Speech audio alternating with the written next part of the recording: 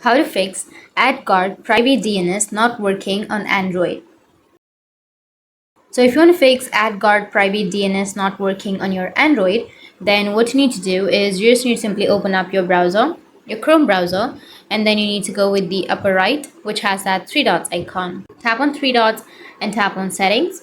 Once you're under the settings, now you need to scroll down, go with privacy and security, and go with the option of use secure DNS. And here you have set your DNS to use your current service provider. The reason why your AdGuard private DNS is not working because Chrome prefers to use DNS from other services and not the DNS you have. Therefore, you just select the use your current service provider option so that Chrome returns to using the DNS you have. Now, you can restart your Chrome, and after that, your AdGuard private DNS will be working. So make sure to use your current service provider, and that's it. And if you have any questions, feel free to comment below. Thanks for watching.